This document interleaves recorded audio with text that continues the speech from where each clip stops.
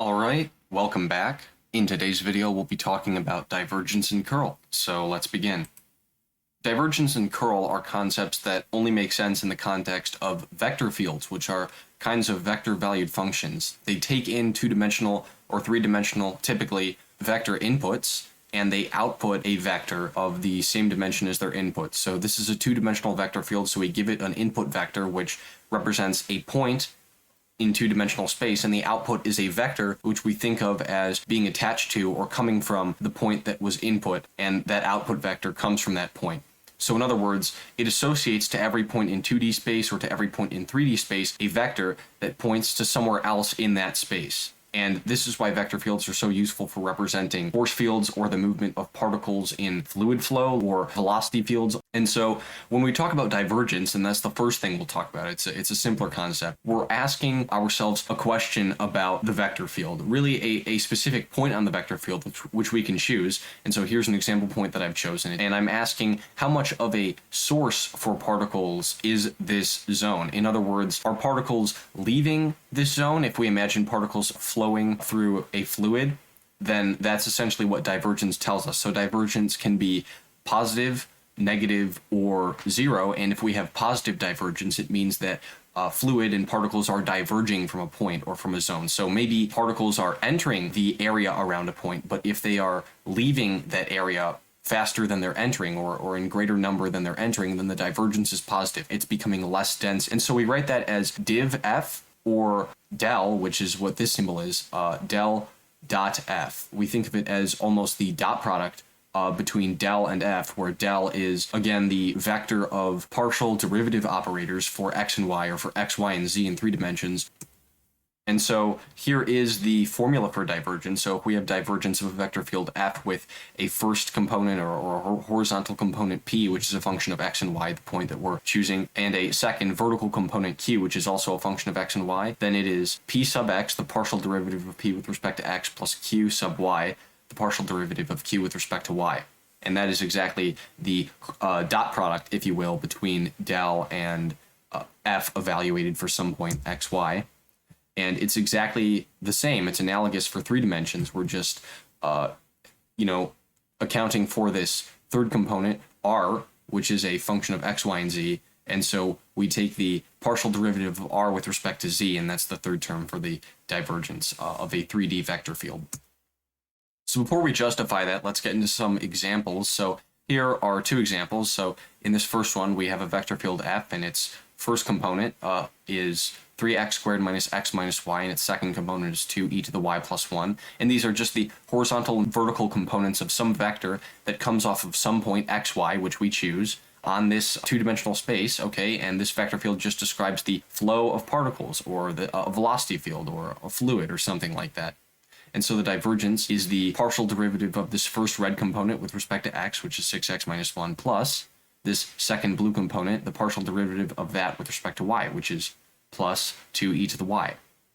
Or how about this vector field? This is an interesting one. It's not nearly as complicated as the first one, and so it's almost like a constant vector field, if you will. There's no acceleration or deceleration of particles moving. Things aren't getting closer together or further apart.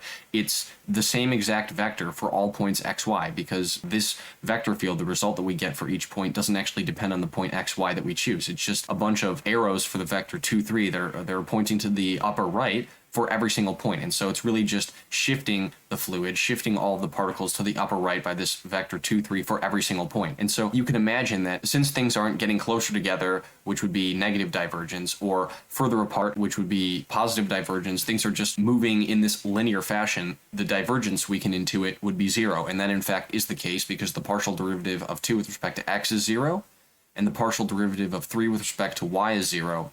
And so their sum, the divergence at any point for f, is 0.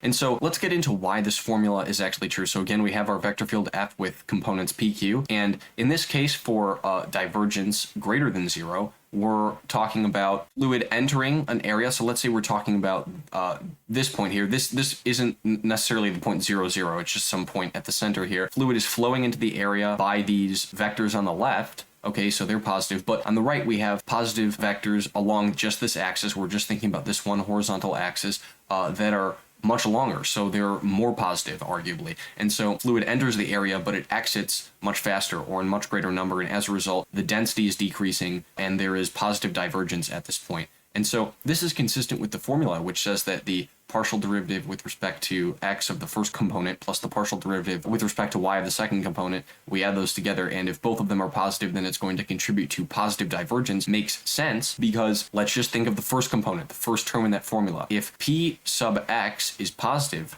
then what it means is that as x changes, specifically as x increases, so as we go and increase along this horizontal axis, then the value of p, the value of the horizontal component of any of the vectors on our vector field will increase. So as we increase x, the horizontal component, the horizontal length of these vectors increases. That's exactly what we see here. X increases, the horizontal length of these vectors increase, and as a result, if we're talking about, say, this point in the middle, particles enter the area, but they exit much faster. And similarly, this bottom example is an example of just the same thing. It's still the case that p is increasing as x increases, that the horizontal component increases as x increases. We go from very negative vectors to less negative vectors. And so you can think of, again, fluid entering on this right side and then exiting on the left side in much greater numbers. So once again, the density is decreasing, divergence is positive. And of course, we could imagine that negative divergence would be exactly the same thing, except p sub x or q sub y. And again, for q sub y, we would just think about this vertical axis here. Okay, those would be negative, which means that as we would increase x, the horizontal component, the value of p, would decrease. So we would maybe go from vectors that are longer to vectors that are shorter, and so fluid would enter the area in great number and leave in fewer number. And so the density of the area around the point increase. And again, when we're talking about divergence, we're talking about taking the limit as the zone around the point gets smaller. And so in that case, the sort of concentration of particles, the divergence would be negative. And here is divergence equal to 0. This is kind of like that example that we saw where f was equal to 2, 3 for all points. So in this case, we just have sort of linear motion along this axis, and as a result, nothing's getting closer together or further apart. Particles, if you will, are entering the area just as much as they are exiting, and so nothing's changing, and so divergence is equal to 0. And of course, p sub x and q sub y would be equal to 0 in that case, and you can see how that's true. All right, so now we'll talk about curl. So curl measures the rotational component of motion on a vector field. So we're just going to start with two-dimensional curl because it is actually different than three-dimensional curl. And so if we think about this two-dimensional vector field, it looks like we have a vector field where we have some counterclockwise motion. We define counterclockwise to be the positive direction of motion. So if we have a point on a vector field where in the area, even as we take the limit as the region around the point gets smaller, there seems to be counterclockwise rotation, then the curl will be positive. And if there seems to be clockwise rotation, then that would be negative curl. And if there is no rotation, then curl is equal to 0. Let's talk about the formula for the curl of f. So again, we have f, which is equal to pq just in 2 dimensions. And the curl of f, which we just write as curl f, is equal to q sub x minus p sub y. That is the partial derivative of the second component with respect to x minus the partial derivative of the first component with respect to y. And the formula is actually different for 3 dimensions, so we have f is equal to p, q, and r, which are, again, all functions of x, y, and z, and in the first they were functions of x and y. And it is the cross product between del and f, where, again, del is this vector of partial derivative operators x through z, and we'll talk more about this example and why it's true and what it means, but we're going to focus on two-dimensional curl first. So why is this formula, q sub x minus p sub y, true? But first, 2 examples. So here's an example vector field. F is equal to 4xy squared and y minus x squared. So the curl is going to be the partial derivative with respect to x of the second component, which is negative 2x, minus the partial derivative with respect to y of the first component, which is 8xy.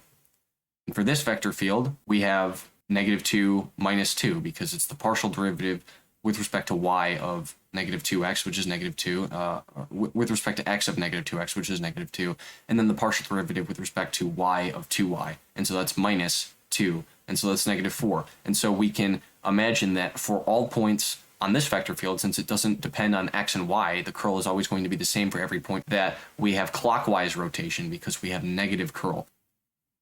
Okay, so now let's talk about why that formula is the case, why it is that curl is equal to q sub x minus p sub y.